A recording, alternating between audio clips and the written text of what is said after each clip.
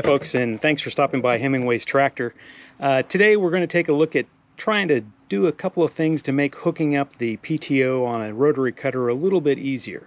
As I've mentioned in the past videos, I have multiple sclerosis, and as such sometimes it makes it a little bit harder for me to do things because of strength and dexterity or coordination that the average person might not have quite a bit as much trouble doing.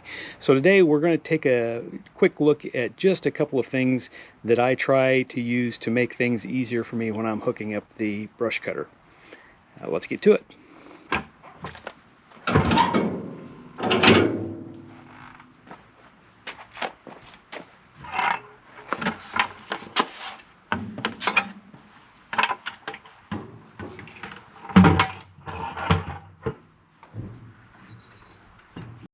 So the first thing I do is get a 5-gallon bucket and set it in front of the rotary cutter and take a couple of pieces of wood, and then that gives me the ability to get the PTO shaft fairly level with the output shaft on the tractor. This keeps me from having to hold it up while I'm trying to get it onto the shaft itself. So you can do a lot of things. You can go ahead and get your length measured out here and adjusted, get it fitted up so the splines are lined up. Once your splines are lined up, you can get it on a little bit, slide it forward. Now the PTO shaft can sit there, take a little bit of break, get your energy back. Then you have to compress this ring and get it down, and then get it slid on.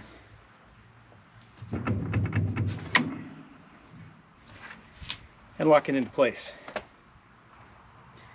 Now for me, having the support of the bucket and the blocks of wood makes that a whole lot easier, and actually makes it to the point where I can actually do it, versus having to stand here, try to hold up the PTO shaft to support it, then get everything lined up, get the collar locked back or pulled back, it doesn't lock, and then slid into place. There are PTO shafts that have different types of locking mechanisms for the output shaft. The one on my stump grinder, you actually have a button that you hold down and then slide on. That's much easier than what this spring collar is. I've seen other rotary cutters that have a locking spring collar, so you go ahead and pull it back and it locks into place, then you don't have to hold it while you're trying to get the PTO shaft on. This one unfortunately is not like that. I did email the manufacturer of the other style and asked if it was something that could be upgraded on mine, and he said unfortunately it wasn't. It was with their brush cutters, and they really didn't have any way to sell the collar by itself, so stuck with what we have. So the next thing we have is this spring clip. This chain holds the PTO guard in place, and then what you do is you hook it up to the shield, and it holds the guard in place while the PTO shaft spins. So if you get something around it, you're not likely to get it tangled up into the PTO shaft itself. The problem we have here is this spring clip. I cannot get this open enough with the strength of my hands. So what I've had to do in the past was take a pair of vice grips, or not vice grips, but take a pair of needle nose pliers and compress it, and then I can hook it up that way. The issue with that is you have to have a set of needle nose pliers with you when you're doing it, and sometimes you forget those things and they're just not available. So what I came up with for this was this little spring clip. Just open it up, slide it into place, there you go,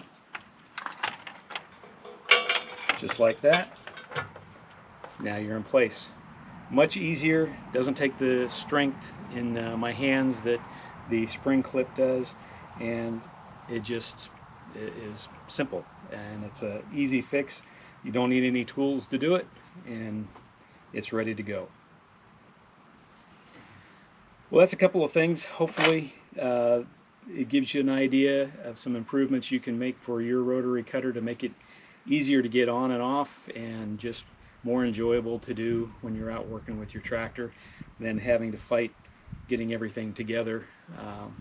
For the average person, it might not be necessary. Of course, it's a little time saving as well. This clip itself, sure beats the spring clip, and it's easy on and off. And the bucket and 2x4, again, just to kind of help you elevate the PTO shaft and keep you from having to hold it up while you're getting it on the tractor. I hope these couple of tips have been something that can make your life easier when working with your rotary cutter. Appreciate you stopping by Hemingway's Tractor and look forward to seeing you again. If you like this video, please hit the thumbs up button. Consider hitting the subscribe button as well, and we'll see you next time.